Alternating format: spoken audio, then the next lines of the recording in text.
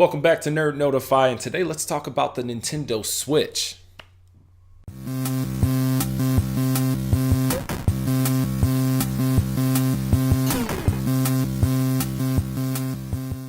They finally did it. It's finally here, or at least mostly here. Nintendo has revealed the Nintendo NX as the Nintendo Switch, and the collective gaming world has lost their minds over this thing. So let's talk about it a little bit, weigh in on what we think is going to happen with it, and maybe just go from there. Yeah?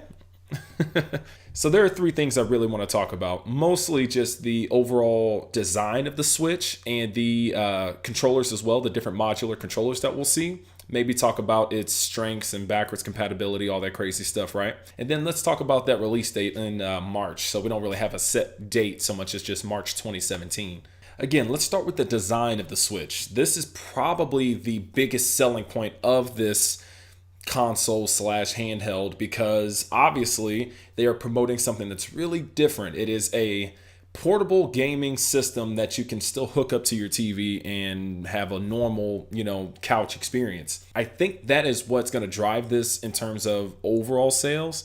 If you're a Nintendo fan in terms of their hardware, you most likely already have something like a 3DS as well as the home console. So to be able to have this one unit that is going to seamlessly transition from being a home console to a portable is pretty darn cool and pretty exciting. Now, I'm sure the critics and everyone who's going to hate on this is already, throwing their hate speech into the air and all that craziness. I get it. I have concerns, but I'm excited. I think this thing is going to be pretty cool. The fact that you can just pop it out of the system, like out of this main base, the Switch Home dock, essentially, and just go and keep playing is, man, that's got to get a lot of people excited. That's going to be really cool. But it does raise some concerns again. The main one being, again, is power. Because how does something that small be able to compete with, say, an Xbox One or a PS4, which my overall guess is it won't. But that doesn't mean it's going to be too degraded of an experience as well. That's something we won't know until we see it. But it's still a concern nonetheless. Also, durability. What happens if somebody, breaks this thing? Like, if you drop this thing, I'm assuming your experience is going to go down the drain. Granted, the DS has been pretty durable. I mean, I've had a really solid experience with it, but at the same time, I know that's going to be a concern for a lot of people. So looking at the Switch in its portable mode, there's a couple of things I've been trying to just kind of glean from pictures and what we've been able to see. Obviously, it is cartridge based for all of its games, so it is not backwards compatible with the Wii U, and it is apparently not compatible with the 3DS. So they're going to use different types of cartridges, or at least most likely just the formatting and just overall design of the cartridges are not going to be the same size and all that craziness. So there are a lot of people thinking that this could handle some newer generation games because it's going to be a thicker cartridge or just be able to hold a lot more data. I believe the 3DS can only hold about 8 gigs of data on those cartridges. So it's going to be a matter of, I guess, how much storage can be fit onto these, as well as the digital catalog and how that's going to play into its library of games and what we tend to see from third-party developers besides just, Nintendo. Also, while it's in its portable mode, we've also noticed there's a headphone jack on there.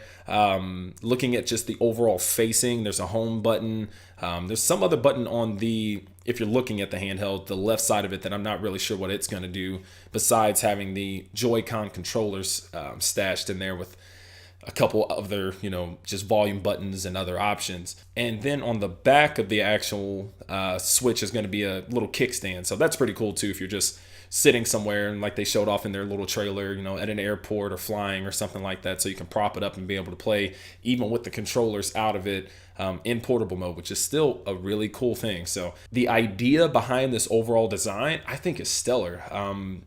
Just being able to quickly move between one or the other, and no matter where you are, have this ability to play is pretty darn cool.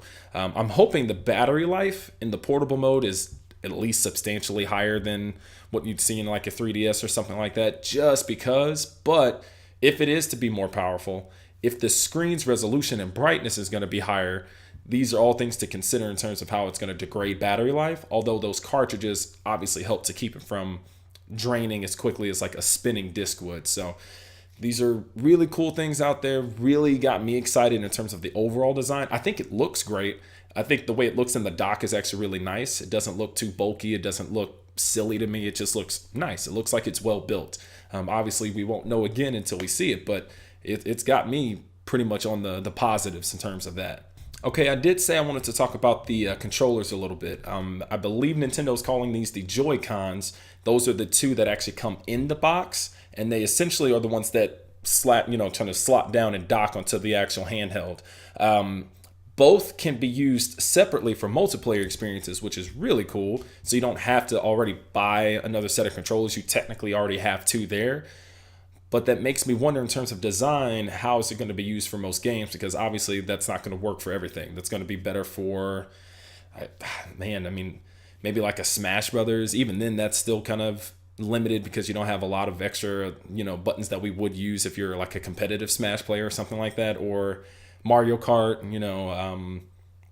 I don't know. It's just really got me interested to see where that would go in terms of the multiplayer experience.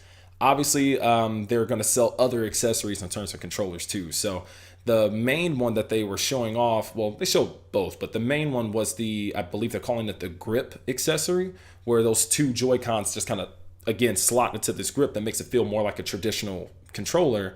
But then, of course, they're also going to promote and sell a Nintendo Switch Pro controller, which is, as we tend to look at it, looks like a Xbox, controller or something like that. At least in terms of the shaping and the design, that's going to be your go-to controller, most likely my go-to controller in terms of most of the games that I play on it. All right, real fast, let's talk about the backwards compatibility options that they have with this. We already know it's using cartridges for this Switch, so the Wii U and Wii games are out. They are just, in terms of physical discs, we're not going to be able to play those on the Switch. It's also been rolled out that the 3DS cartridges do not work for the Switch. So in terms of the overall design of those cartridges, in terms of what it can hold and how it's going to be utilized, is different from what we saw in the 3DS. So that's a good thing in my mind. Also, there is no word at all in terms of backwards compatibility in the form of digital.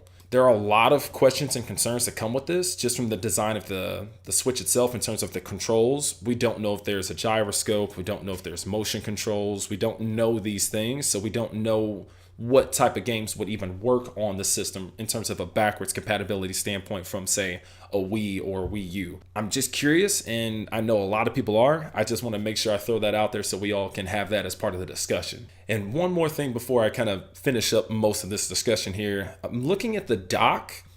I'm still curious if there's going to be anything in there to help give it a little bit more juice. From what I understand, it does not. It is really just there to charge it and be the output to the TV. And that would be great. And I actually hope it's that way. That way we don't have a different experience from playing on the television versus being in the portable mode, because then everything's just in the actual handheld or the portable version of the Switch. But that, again, still makes me wonder in terms of how strong and how good of an experience we're going to get out of this thing. But the dock looks cool. Again, I just wanted to mention that. All right, and then the big kicker is that this bad boy is coming out March 2017. It is not but a few months away, which is really awesome, actually. 5 months away.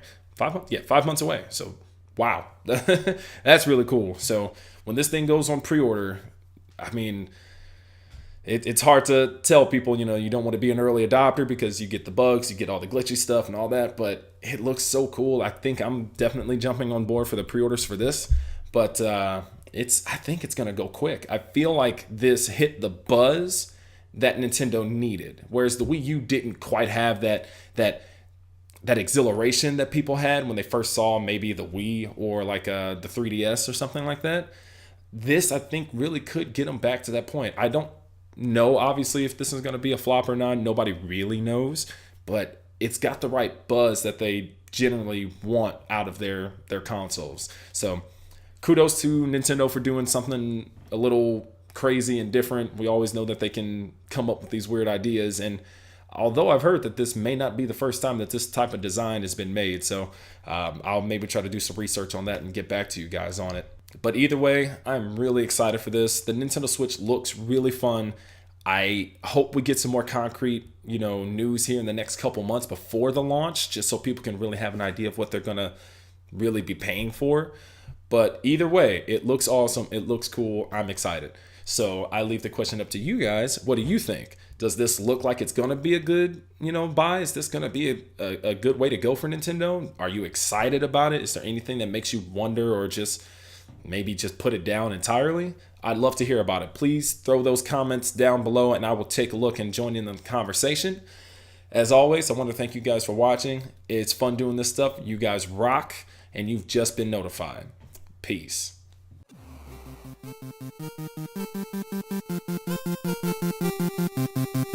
Hey!